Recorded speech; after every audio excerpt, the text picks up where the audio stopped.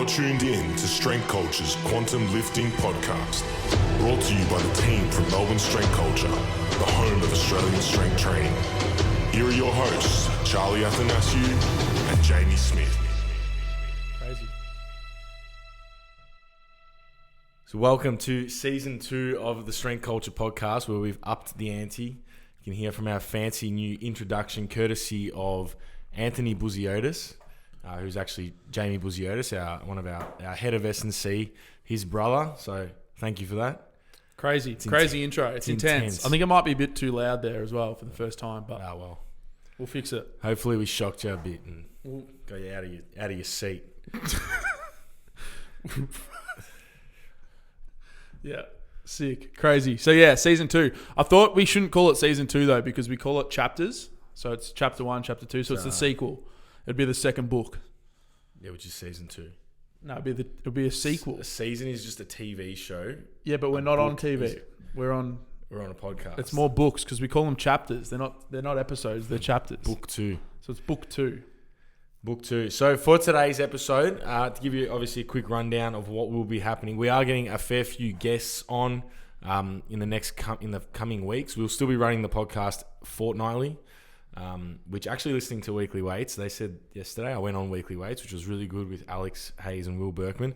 They said they are struggling to keep up with the weekly. Man, the weekly's tough. So they might go to fortnightly weights, they said. But because I actually asked them, I said, how do you go with the weekly thing? They said it is tough, because that's what we found personally. It is tough to produce content, because one part is obviously here now recording the content, but the other part is, what are we actually going to talk about? How are we going to make this engaging so that people actually listen to it?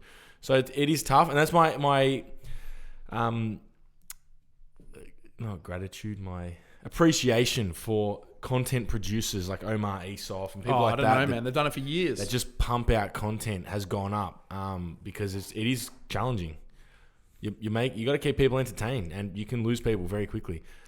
So we're gonna have a few guests on in the next few weeks, but today we are going to be talking about our personal top 5 success habits since starting Melbourne Strength Culture. What has helped shape us as people and better coaches, better people, help us grow, and things that we feel are very easy to implement into your life and sort of make you better yourself. And Jamie's just swatting a fly. Swatting flies. You can also watch this on YouTube. As of this episode, we are starting to put them on YouTube, so you can see our setup in the studio, in the creative hub here at Melbourne Strength Culture, in the gym. Most people don't actually know where it is, but it's upstairs in the small office that we had built by my old man a couple, maybe 18 months ago. It's a secret location. Area 51. No one actually knows where it is. No one knows where it is, but it's cool. And we'll be filming a bit of shit in here, so this will be the first one that goes up. I actually saw a sign. I was at the Morty Alex shops, and there was a sign. A shop with all these different signs, and one of them had "No stupid people past here." I wanted to buy it for the door. Crazy. That's us. We've got no dogs on the door. No dogs allowed. No, beware of dogs. And then beware of the dogs. There's a lot running around here. Because we're in here, but then people still come inside, and it doesn't work at all. But that's the way it happens. Yeah. How was Weekly Weights? I was the Q&A. We've also got the Q&A at the end of it. Oh yeah, we got to it. Yeah, we got every episode. We're going to be running a Q&A at the end. Some fan interaction. Yeah, and every week we're going to ask for more questions. So next Thursday I'll ask for more questions. Although we are front loading a few of these episodes because I'm going to America with Will Crozier. Yep. So we'll probably film one every week until I leave, so that we have some content for when I'm gone, and then we'll come back and Charlie might hit a monologue up. He wants to try a one-man show. One man show. Jordan Peterson. Oh, why not? Challenge yourself. Yeah, go for it. And how was Weekly Weights? Weekly Weights was good. We've all said that talking through the computer screen is always a bit weird. It's hard. That was me when I started with in a conversation. It's so much better in person. But it was good. I was really actually quite nervous all day because you'd think that we've run seminars before, spoken in front of people. We've got no issue with that. Also running this podcast, talking shit every fortnight, that it'd be fine. But I was actually not. I was a little bit, because I was talking about something that I'm quite passionate about, something that I understand quite well, but sometimes to articulate your thoughts and ideas can be a bit tricky when you're put on the spot, or you can have too many things running through your head. And I was worried I was going to, not be able to express myself. So, but it went really smoothly. I was very happy with it. And it was good. The boys have it structured very well. They kept the questions flowing. I did like that I sort of ended up on some tangents where I was like, what was the question? And we was like, I don't even think I asked the question. But that's the beauty of a podcast. It's not meant to be so formal. It's meant to sort of get your ideas and just unstructured, free flowing, and just it lets it roll. So I was happy with it. The boys messaged me after, said that they were happy. So yeah, but I think that is the cool thing with long format content, because like even YouTube can get a little bit soundbitey. So like some of our stuff, like the average watch time is like 3.5 minutes. Like there's only so much. You can't get into like the nuance of topics and stuff for. Yeah, a lot of people don't want to delve. Like even Instagram, it's like I feel like even some of the people that write the really long posts, like a lot of people you ask them, I just skip past it. Because you're not on Instagram to read long format content. You're on Instagram to get cool, that's a quick tip. Yeah, done. Cool, that's a cool picture. Done. Scroll past next photo or video. Whereas if you want long format reading content, you go to your, like I use Weightology, blog formats where I'm actually looking to read that content. So I think Jordan Peterson said it the best, that you don't need to treat your audience like they're dumb. I think with Instagram sometimes because you can only get so much content in there in that small bit. You almost got to treat your audience like they're somewhat stupid and they don't know the context behind what you're talking about. But when in a podcast, you can really dive into some of those. So the weekly weights format is very good, but good luck doing weekly content for the rest of your life, particularly when you're going so specific with what you're trying to talk about, which is just powerlifting at the end of the day. It's a tough ask. It is a tough ask, because we obviously will not be... We'll be branching out. We've got a few guests. We've got a few trees in here already in our studio, so we might as well branch out. I want to get Sam Harris on the podcast. That's the goal, Sam Harris. He'll be standing in the corner over here talking about determinism. That would be an ideal world. Give us 24 months. Yeah. We've got to get a few listeners up, but you got to. I said on the podcast yesterday, on the Weekly Weights podcast, things happen twice: first in your mind, then in reality. So you got to. If you're not visualizing it first, it ain't going to happen. It needs to happen in your brain. That's actually my first point. Well, all right. Well, let's my success habits. Do you want to start with that? Let's kick off the top 5 success habits. There's going to be some notable mentions too, but I will give a credit to Ben Pekolsky for this idea. He did a podcast with his top 44 success habits. If you haven't listened to it, I highly recommend it. I think it's the first episode of his new show. And a fair few of his recommendations I have implemented into my life, and they've made a big difference. So we'll go through those, but I'll give credit to him. We always like to give credit to where we have gotten our resources and information from, because we're all learning off each other. We're all each other's teachers. That's it. We're all students. That was Beck said that to me. We're all each other's teachers. We're all each other's teachers. Yeah, well, we're all students. We're all white belt mentality. We're all students and teachers. Yeah. Well, that's the first one. That was actually your one. That was my one. Visualize and manifestation. The law of attraction. The idea that things happen twice. We joke about it here. Things happen twice. Once in your mind and then in reality. But it is very true. I have visualized everything that has happened here for our business and everything. And I'm sure you've visualized a lot of your success as a coach and an athlete. You have to. So the one very easy for me, and this is why I kind of like training for me, powerlifting, purely because it allows me to implement some of these strategies into. So like visualization, it's very easy for me to go, cool, I'm going to visualize a 300 kilo dead and then do it and then see the results. So and then that sort of builds confidence and stuff. Because sometimes it's hard to sort of see what you're attracting into your life. Like, for example, quite some time ago, I said, I thought to myself, I want to attract more stronger lifters here so that I'm training with stronger guys. And then it wasn't until after Jackson came that I realized, actually, I asked for this, and I received it. I asked for a stronger person.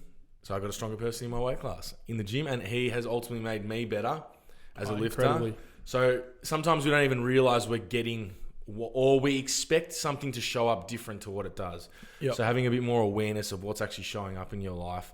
Because I had people go, how do you feel in that Jackson straight up? It's fucking sick. I'm like, it's mad. I don't give a shit. There's stronger people out there than me, regardless if they're training at the gym or not. I'd rather than be training at the gym to make me better. Yeah, 100%. I think everybody, particularly obviously the people that are specifically lifting for powerlifting here, we aren't 100% a powerlifting gym. We are very heavily powerlifting now though, but I think everybody has experienced the benefit from having, particularly him and Stupas here twice a week now, because he comes on Monday nights. Stupas just in my life. Yeah. Stupus is the biggest influence I've probably had. The other day on Sunday night, I was driving back from my parents to Parkdale, and I just was on the phone to Stupus the whole car ride. He was doing his work, and we were just talking shit, and like, he's like, yeah, it's because I was like, I couldn't be bothered driving home. He's like, yeah, that's why you just call me, talk shit. Yeah, makes the drive go quick. He's actually crazy. No, he's very good. So, it's just something what you said there that triggered a thought, because I said this quote at the Jordan Shallow and Luke Tulloch, and I want to talk about Luke Tulloch as well, but the Jordan Shallow and Luke Tulloch Systems in Synergy seminar with Elite Vitality, Kyle Trainer, shout out. And they said that they were talking about, just at the end in their Q&A, about somebody had asked a question about how to deal with sort of feeling of being overwhelmed by some of the problems that have arisen in your life, whether it's to do with business or training or whatever. And one of the quotes that I said seemed to land on a few people's ears, because I've had about 5 people reach out. It's been said on 2 podcasts since, and I don't know where I got it. Again, I wish I knew where I got it, but today's problems are yesterday's goals. So that idea that a lot of the things that we're dealing with right now, and yeah, I manifest and visualize what I want to do with my life and how we're going to create even this hub. Like I had inspiration from Barbell Brigade and some other stuff, but this idea that what we're facing now and how we are, what we're battling against, more than likely we put ourselves in the position to have these hurdles. And like I've felt a lot of stress with the business, but I wanted a successful gym that would be at the top of Australian strength and conditioning or Australian strength training in some capacity. I don't think there is a top, but we just want to be in the conversation. But along with that comes, growing pains, more stress to do with finances, of having a bigger gym, having more staff members, the stress of creating content and almost feeling like we have to create content now because that's what we started to do and now that's where we are. But at the end of the day, these problems that we have, they're not problems at all. I don't see them as problems at all. But these experiences that we're going through were definitely as a result of what we wanted to create. So it sort of changed your mindset a little bit on, actually, you know what? Creating content's not a bad thing, man. Like we could be sitting behind a desk punching numbers in an Excel spreadsheet 24/7. I actually had me and Jamie B on Monday night had about 5 people between the two of us tell us that they can't believe we get paid for what we do. Even my mum was like, yeah, she's like, you have a good job. She was going back to work after you, and she's like, yeah, you have a good job. 100%. People look at our job and like, even the fact we've been going apart, like we've been swimming and walking on the beach every day. Every Tuesday morning, 8:30, we go in the ocean, and people are like, fuck, I'm at work. We're just at Parkdale Beach swimming, getting a coffee, and then we go for a walk down to Morty Alec. It is good. Be grateful for what you've been able to achieve. And if you're not happy where you are, visualize something else and start working towards it, because at the end of the day, you got to enjoy what you're doing. We actually, when we're at the beach in Parkdale, we say we're on the Gold Coast. Like, if I took a photo and said Gold Coast, no one would know the difference, because... Do it next week. Well, next Tuesday. We've been saying Lefkada, which is an island in Greece. Me and Jamie Lefkada. The water was blue. Yeah, I think Jamie was there this morning. He sent me a photo. He goes, man, he's like Lefkada. Really good. That's crazy. That would be my just having a bit of a perspective shift. Like you're down at a beach, the water is blue. All right, yeah, it's a bit cold, and that's what everyone's focus is on when we go to the beach. Like, oh, isn't it cold? Yeah, fucking oath it is. Who cares? So what? Like, I'm not at work. I live 300-meter walk from the beach. I'm with my mate having a coffee, something I love. Water's blue. Like, there are so many positives to look at, and everyone's attention goes to, isn't it cold? Yeah. No. Who cares if it's cold? And cold is an emotion. Cold is an emotion. I agree with that as well. It's an emotion. Sometimes it's what you make of it. It's just a sensation. No, definitely. The other thing with just on this, Luke Tulloch talked about how skills and fine motor skills and even gross motor skills and even cognitive skills, like things you're learning, are created, like the neural pattern is created during your sleep cycle. And there's studies on rats, take it for what you wish, but how the certain brain pattern firing is repeated just quicker in sleep cycles. Yeah. So like a rat learning a maze, it has neuron things that transmit like what part of the brain is doing what. And then they see the pattern that happens when the rat is working through the maze. And when the rat goes to sleep, that same pattern is triggered in the brain. So I truly do believe that a lot of this visualization and manifestation is occurring in our brain. And even you thinking about your playing guitar, like you practicing in your brain and thinking about your strum patterns and all that sort of stuff, that is I've been going to Your sleep. brain doesn't know that it's not doing that. It's I've just been going to doing it. sleep visualizing it. Yeah, There was and that. you'll get better, There was that 100%. study done with the free throw, the basketballers, and they got the control group shoot, and the other group to just visualize, and the results were I don't know the specifics of the study, but it showed that visualization was very important in actual physical tasks. Physical task, 100%. And if you haven't watched, Bryce Krawcheck just put a video up through Calgary Barbell about self-talk, and he goes in. It's a really good video, references a couple studies, talks about visualization, all that stuff. Very good video. I highly recommend to go watch that because often it's good to see that there's sort of psychological videos coming out for sport and lifting and the stuff that we do, because not a lot of it is in the mind, and no one talks about it, and so it's cool to see that. So much of it is. It's cool to see that stuff getting spoken about. Yeah. But yeah, the guitar thing definitely, and even just me watching. I've been watching so many John Mayer videos. Crazy. And my appreciation for them has gone up too. I didn't like it's You not got one no of those things context. until you look into it. You and got I'm no like, context, wow. yeah. Like his song Neon is, I've been reading the comments there, and it's like, this is the song that 99% has caused 99% of guitar players depression. I watched a whole video of this guy, I think it was Paul Davids, broke it down to why it's so hard. I just got something like so hard to play. And John Mayer wrote that song from scratch, and it's almost like too much, impossible for people to play, overwhelming, apart from John Mayer. So I'm like, this is crazy. Like it's fascinating. How does Goggins say it? He's a hustler. Yeah, he's definitely a fucking hustler, but He's hustling. He's uncommon amongst the uncommon. He's 1% of 1%. The 1% of the 1%. He's the Ronnie Coleman of guitar playing. I said that on Weekly Weights yesterday. He's the Ronnie Coleman of guitar playing. Like, crazy. He's just that genetic freak. Yeah. Because apparently then even like your finger size comes into it. So certain people won't be able to play the way he plays. Well, have you seen because of how their fingers. There's a pianist that like their finger spread is like ridiculous. Like how wide they can get their hand. So certain people, like mere genetic, mortals, will never be able to play the same. Sure. But let's move on to the first one. So my number one, this is actually not in order of most important to least important. It's just in a list. Get moving every day. I do my online clients on a Monday morning, midday, whatever, around about that time. And I'd done 800 steps up until that point. Went out, I did 6,000 steps, went for a walk. It's something I try and do often now. Obviously, getting the Fitbit has changed that, but literally getting moving. Your body is made to move. Locomote. Like we can't, and not just training as well. Like I even sit in the bottom of a squat every day now. At some point, just sit there for like a couple minutes. Go for walks. Just get the body moving. I've realized the importance of moving and just how much it feels better and the effect it has on obviously your neurochemistry and your psychological sort of stuff as well. It makes you feel better. Serotonin and dopamine, are they hormones or neurotransmitters? They're neurotransmitters. So even if I'm feeling a bit flat, a bit down, just get up, start moving. Chemicals. We're all just chemicals. That's literally. That's it, man. Someone said love is just a chemical. It is. It's just a chemical, and then at some point we'll be able to create it in a lab, and then people just inject themselves with love. End up with a marriage and 3 kids. That's the side effect. Just from some chemicals. That's the side effect. Yeah, definitely. I agree with that though. Everything you're feeling is chemicals. It's like why Terence McKenna said. Or Dennis McKenna, his brother, said, I don't take drugs, I am drugs. Because they're just chemical compounds. Yeah. Everything is just, everything we're feeling, all the emotions that come through, it's just your brain releasing a specific compound at some point. It's it's interesting. Where they, I don't know. Lost my train of thought right just then. That's we'll right. Go on to the next one because I'm going to move on.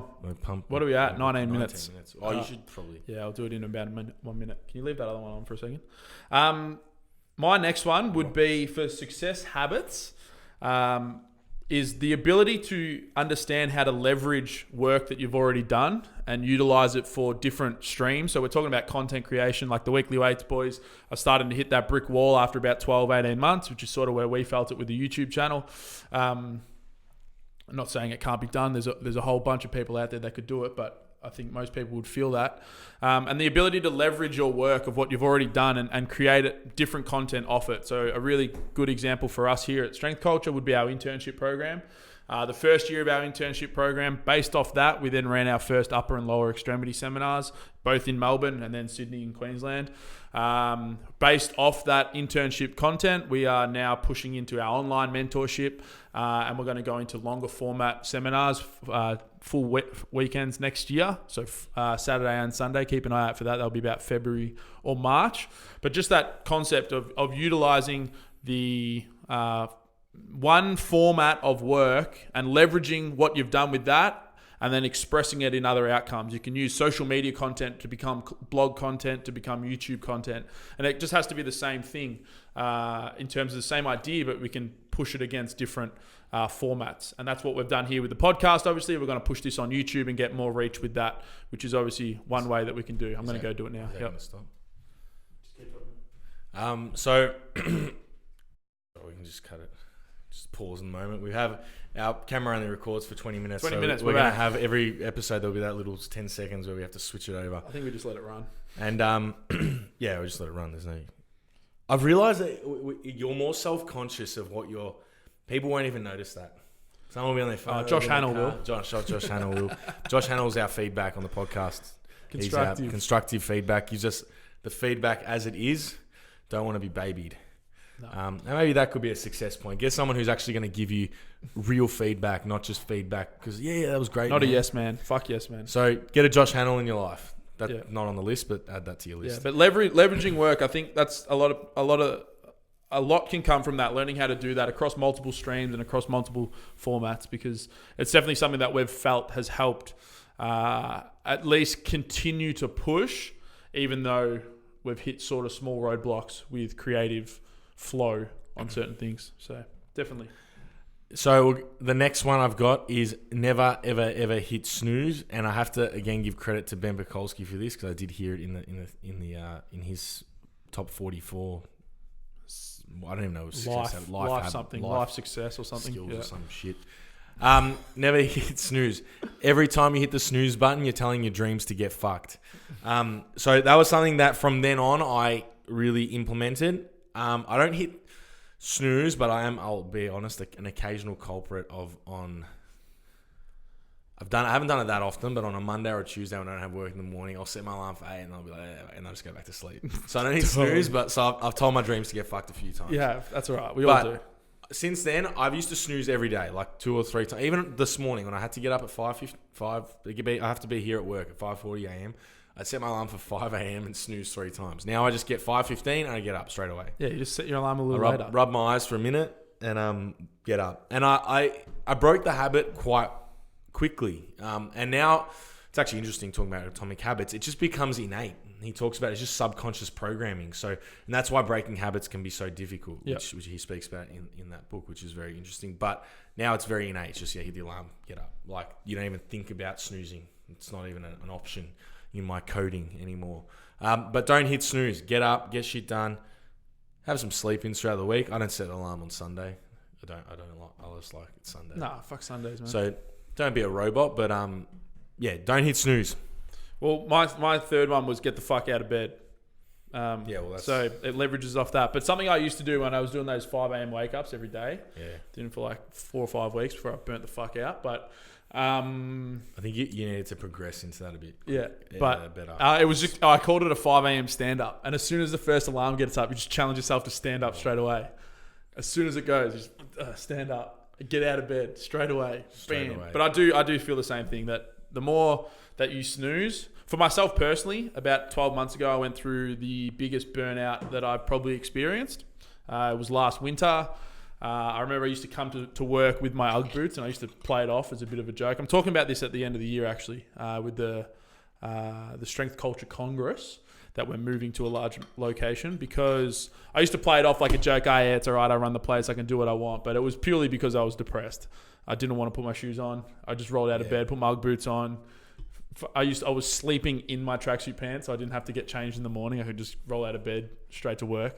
But through that period that was one of the things that I felt, that I just didn't want to get out of bed. And if you stay in bed and you tell yourself that bed's better than anything else that's out there, it's a very quick wormhole that you can just sort of it's comfort that is almost confiding you away from your goals and your dreams. When I was younger, I saw a psychologist for a little bit.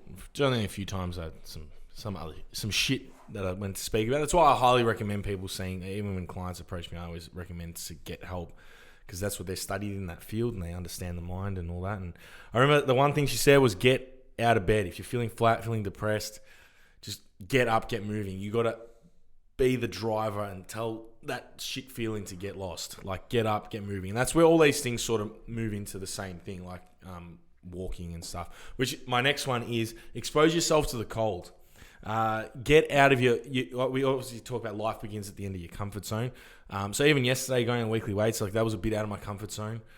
Learning guitar is a bit out of my comfort zone. I'm a spastic at it, but getting in the cold, like I did those cold showers for 4 months last year, but now we've been making beach sessions a regular thing, a couple times a week, and it becomes easier. And then but it also shows you that, like, it's not that bad. I don't think it has to either be just specific to cold. Just put yourself in situations sometimes that are a little bit uncomfortable. Like, for me, it's a cold. I personally enjoy the cold because you do feel we call it invigorated at the end. That's how descriptive word. People ask, why do you do it? Because we feel invigorated. That would be the only way to describe it. You feel invigorated. You feel like you've had 10 shots of coffee. And it's, obviously, I think there's an element of being out in nature as well. Can be very they call it earthing, grounding. Earthing. What is it? Your electrons. You're grounding your electrons. When you're, well, I don't know. Like, this is all very, like, obviously, people go, oh, it's not backed by science. All right. Fuck science. Fuck science for a bit, because science can't prove everything. Not saying that we don't believe in science. Yes, we do. We follow a lot of our principles off science, but it's very obvious to think, if you're sitting at a desk all day, inside, staring at a computer screen all day, getting out into nature, whether it's a park, take your dog for a walk, go for a walk, get in the ocean, get outside, get moving, get some sunlight in your eyes. The importance of sunlight for circadian rhythm. Circadian rhythm has a massive effect on your mood and just feeling better. So get outside, get rid of these laptop lights out of your eyes. Yeah. But just getting outside, get out of your comfort zone. Go for hikes, go for walks. We're going to start actually. Werribee Gorge is the next one. When? I don't know. We're gonna do it though. Werribee Gorge. Werribee Gorge is really nice. In spring. Well, spring has sprung, so it's time. I don't know if you saw Bryce's. A couple of weeks ago, he had a story up, and I messaged him. It looks serene. He went on some hike in Canada, and it was unbelievable. I've been chatting with Bryce just loosely through an online client of his that I'm helping out. He's a good dude. Canada. He's a very good coach, actually. I really like his coaching style. What do you like about it? Just the way he communicates. The way he so I'm sure he wouldn't mind. I won't say the athlete's name, but an athlete from America reached out who was dealing with some QL spasms. Yeah. And he wanted me to come on board as sort of like a mediator for, not a mediator, it's not the right word, but sort of like a third person, just an external objective view to give them some ideas for how to better structure their training leading into Raw Nationals. He's a very, very strong lifter in the 74 kilo class. And Bryce is obviously his coach. So I've had other coaches who have been hesitant to get third-party people on board. Yeah. It's not something that a lot of people are open to, but he was fine with doing it. Obviously, I've been paid for the next 10 weeks to be on board and help out as well. But we're in a group chat together. So myself, Bryce, and then the athlete. And obviously the athlete goes in there and communicates what's going on. And all three of us are in the conversation and talking. But I just really like the way that Bryce approaches how he communicates, or how he takes the lifters. Obviously, he's gone through a bit of an injury process, so he's a little bit down on self-confidence and self-efficacy and all that sort of stuff. He's not feeling that he has the potential to go to the platform and do his best. But just the confidence that Bryce has been able to instill, and obviously I'm in there as well, putting in some words of affirmation, so to speak, to let this guy know that, hey man, we both believe in you and you could probably do this. And as a result, he's flying at the moment, absolutely flying, which has been a really cool process to be part of. And I hope I do get more opportunities, not just working with Bryce, but working with other world-class coaches, because he's a very good coach. That's big shout out. I actually said that on Weekly Weights yesterday. I said, at the end of the day, the reason I push auto-regulation is because I do feel auto-regulation is a skill, and long-term, I envision myself in 5 years' time. I don't envision myself working with people powerlifting for 1 to 2 years. Yes, there'll be though those people are always going to be around, but the goal is that we have You a want gym 10, 15, 20 national level guys. Stupus, Aaron Brewer. Aaron Brewer's already said to me 2024 Worlds. Like, that's his goal. Like, so in 5 years' time, that's the kind of gym, and I want systems and coaching strategies in place to satisfy those lifters, not the people that are first. So, because I definitely do see a flaw in auto regulation with newer lifters. 100%. I said that on the podcast, but I'm not looking at the newer lifters because it's very easy for me to go, yeah, cool, do 4x5 at 120. That's not our goal. But I want to get Aaron Brewer to the point where he's got my brain, which I think he already does. Yeah, he already has our brain in his brain, but Stupus and those guys, the newer guys, Beck would be a good example right now. Annabelle, in 2-3 years' time to have them. They will be better lifters by understanding how to manipulate. I had a comment on we could go a whole podcast, and we probably will be. It's on our wall up here for probably either next week or the following week. We'll film it for programming and RPE and auto regulation. We want to dive down that rabbit hole. I also want to do one on hypertrophic reps because I was reading some of the weightology stuff. Yeah, crazy. It's very interesting, and I feel like there'll be definitely a bunch of people that would like to listen to that. Yeah, for sure. So, are you on to the next one? Yeah, I'll go my next one. These are from Andy Frisella.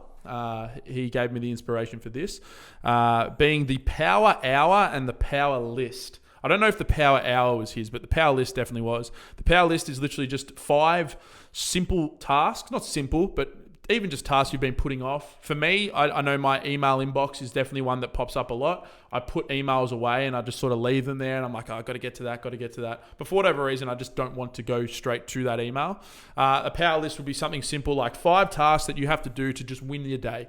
And it could just be simply write 3 programs, answer those 2 emails, train, drink water, drink 3 liters of water, and do my grocery shopping. Like, that might be my day. But if I tick all those things off, I've won my day, and I can't leave the day feeling like I haven't done enough. That's definitely something that I used to feel, was that I always should be working or I should be doing more. I own a business. I need to be doing more. We need to be making more progress, more. But then I realized, well, we're fucking making progress. We're exactly where we want to be. We're probably further ahead than where we thought we'd be right now. There's only so much you can really do. Like, I've realized that, like that hustle mindset. Fuck that mindset. I think that is almost, I don't know, this could be a very, from the external, but it could be almost an addictive mindset.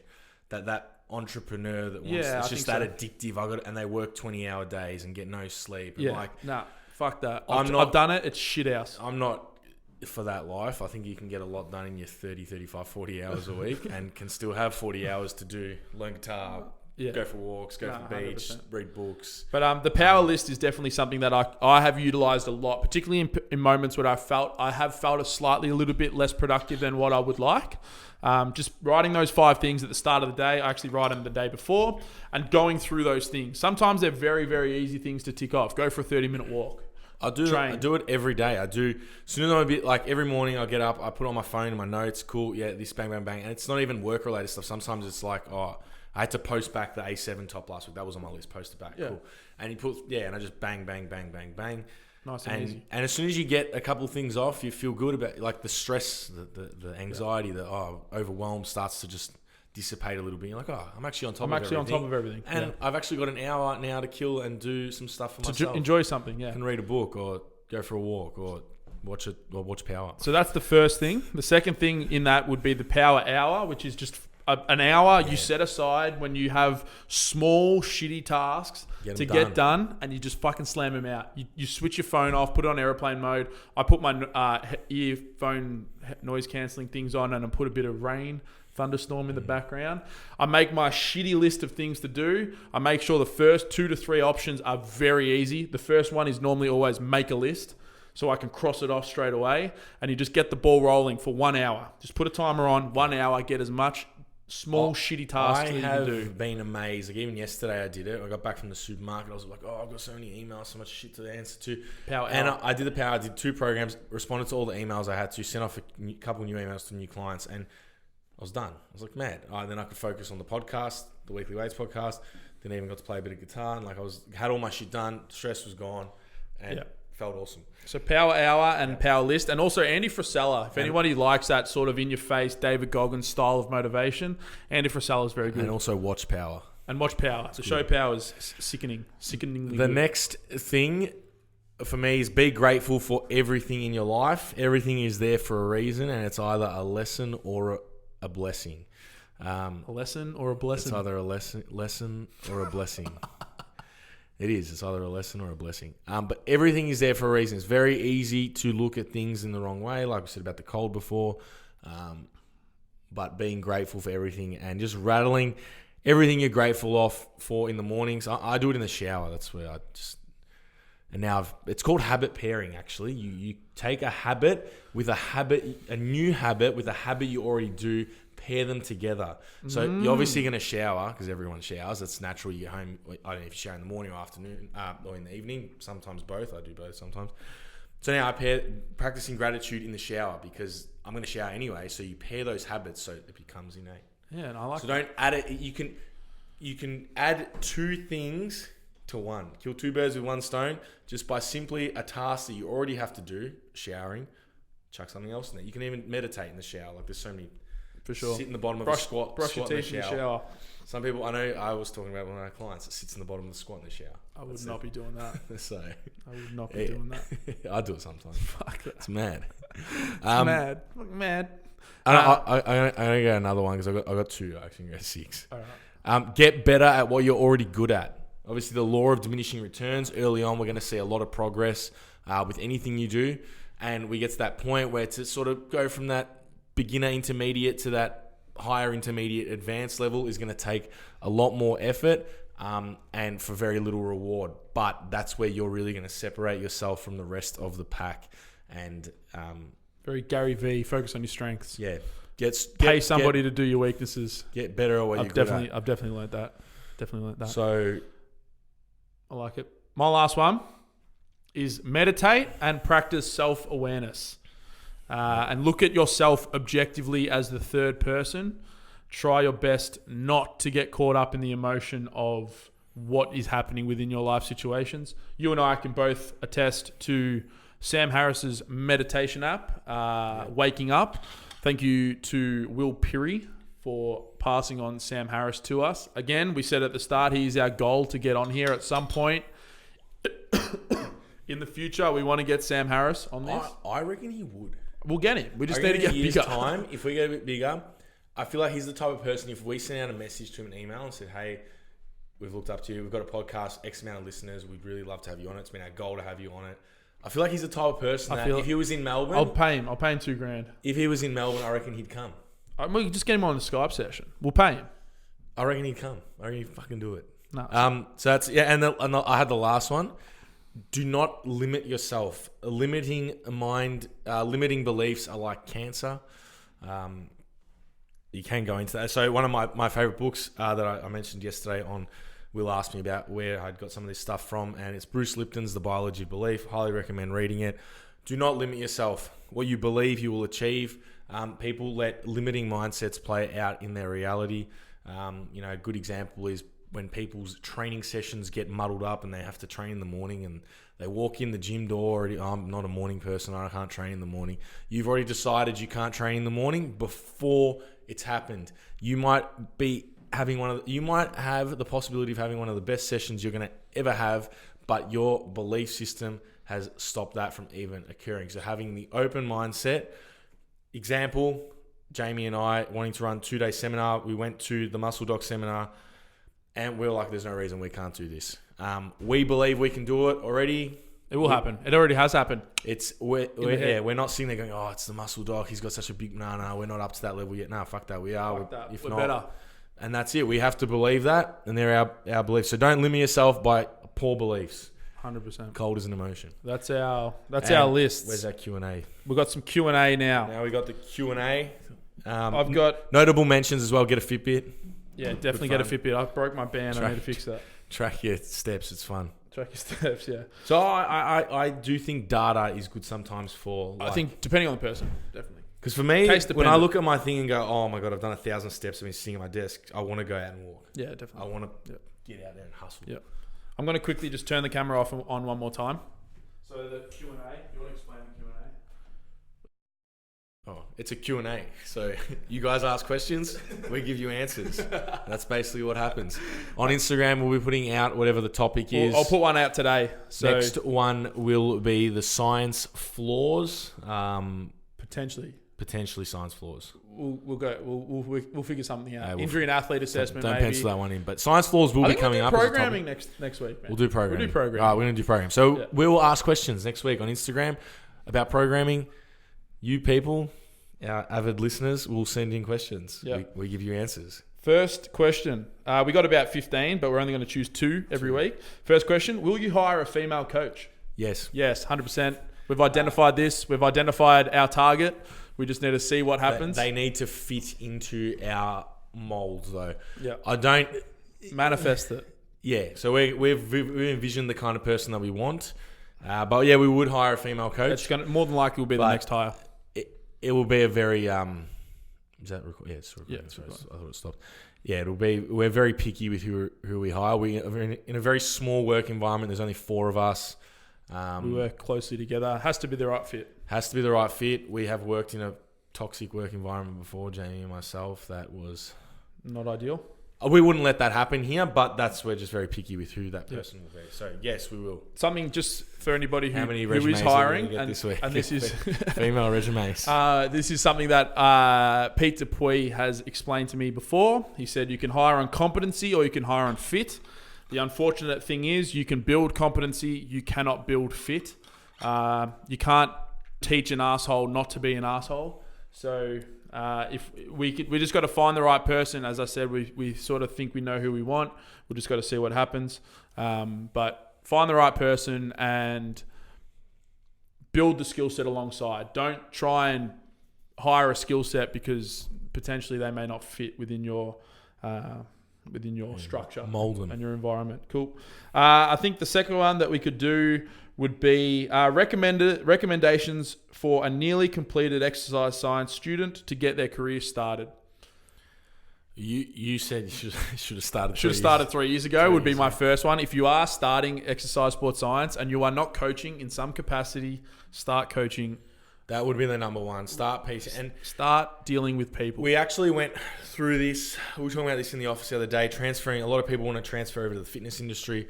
I personally now, if I was not in the fitness industry, I probably wouldn't transfer over. But anyway, I'm not in that position. But we were lucky enough to sort of start in this industry when we were at uni. So the transition was very easy. I did some uni, I coached a few clients, worked in hospitality. So I was just sort of, and then the transition was very smooth. And at a time when there wasn't much, obviously, other life stresses, expenses. I was living at home. It was very easy. But yeah, I would first things get coaching and get lifting as well. Get lifting without a doubt. Start training, learn shit. Now that I'm learning guitar, I'm like, it's like someone teaching me guitar doesn't know how to play guitar. Like, why would I? Yeah. I don't understand why people think it is okay to think I'm going to be a coach, personal trainer, whatever it is, and not lift. No. And not train. Like, it makes no sense. Fucking use your body. Learn what your body can do. Understand.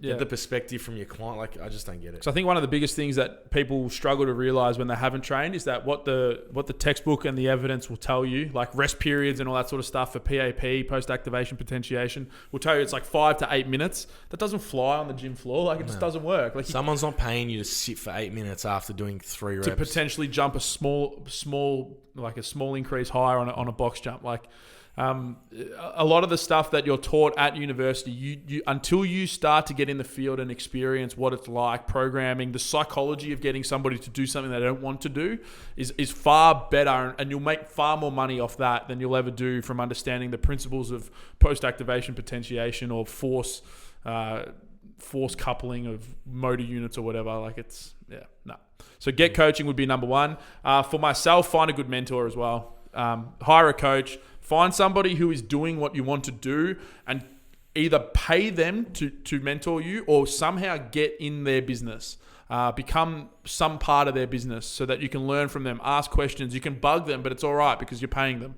That's exactly what I did with a number of people. But find a mentor that's doing what you want to do and actually invest in what they've done. Because you'll learn far more from a mentor than you will a textbook. without a doubt. 100%. Yeah, I think it's sort of inverted you though. It goes through a mentor, and then once you've sort of built your skill set, I think going back to textbooks and learning the finer details of things is important. But in the earlier stages, find a mentor that will just tell you the answers of where to start and start with that. Get a coach. That's why I got a coach. That's why I got Bryce actually, because I like same weight class. It's like I looked at him. I was like, that's what I want to be like. That's what So and that's why I got it. And it's been a very good experience, and will continue to be a good experience. I've learned a lot from him, and I recommend it. Get a coach. We're done.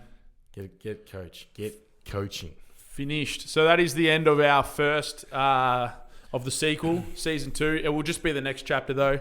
Again, you can find us on YouTube now. We will be uploading this. These will come out Fridays, fortnightly Fridays, because we'll film them on Thursdays, edit them. We will be diving more into topics. I'm excited to. Far more value. I'm gonna look into topics a lot more. I've got my Wednesdays free now. I'm happy to spend that time.